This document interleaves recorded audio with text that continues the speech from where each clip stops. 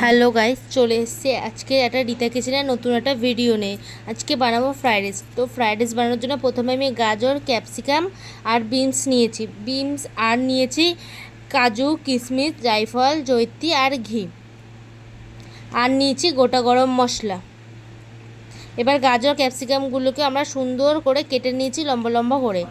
এরপর কড়াইতে গাজর দিয়ে দিয়েছি, তার মধ্যে 1 চামচ নুন দিয়ে গাজরটাকে হালকা করে ভেজে নিলাম।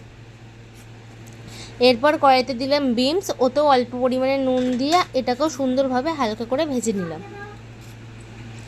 বিনসটা হালকা ভাজা হয়ে যাওয়ার পর ওটা তুলে নিয়ে এর মধ্যে দিলাম ক্যাপসিকামের মধ্যে একইভাবে নুন দিয়ে হালকা করে ভেজে তুলে রাখলাম। এগুলো সমস্ত ভাজা হয়ে গেছে। দেখো, এগুলো তোমরা আলাদা আলাদাভাবে এইভাবে ভাজবে। এবার আমি প্রায় 700 মতন চাল নিয়েছি, ফ্রাইড রাইসের চাল। এই চালটা জল দিয়ে প্রায় আধ ঘন্টার মতন আমি ভিজিয়ে রেখেছি।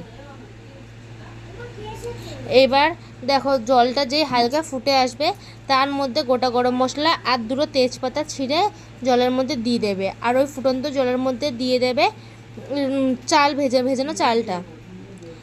আর যেই চালটা একদম ফুটে আসবে নামানোর 5 মিনিট আগে তার মধ্যে কাজু, কিশমিশ আর স্বাদ মতো নুন দিয়ে দেবে। আর জায়ফল, জয়িত্রীটাকে গুঁড়ো করার জন্য হালকাভাবে ভেজে নেবে যাতে সুন্দরভাবে গুঁড়ো হয়। দেখো, জায়ফল, জয়িত্রী গুঁড়ো হয়ে গেছে। চিনি। এবার রাইসটা দেখো ঝরঝরে নামিয়ে নিয়েছি। এরপরে গাজর ভাজা, এবার বিনস ভাজা ও এরপর ক্যাপসিকাম ভাজা ওপর থেকে ছড়িয়ে দিলাম। এরপর দেব হচ্ছে স্বাদ মতন চিনি। আমরা নুন দিলাম না, কারণ নুনটা আমরা ভাতের মধ্যে আগেই দিয়ে দিয়েছি। নুনের পর আমরা দিয়ে দেবো জায়ফল, জয়িত্রী গুঁড়োটা।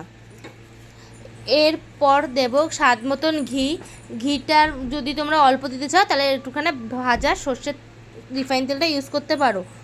আর এই রাইসটাকে এবার সুন্দরভাবে মিশিয়ে নিতে হবে।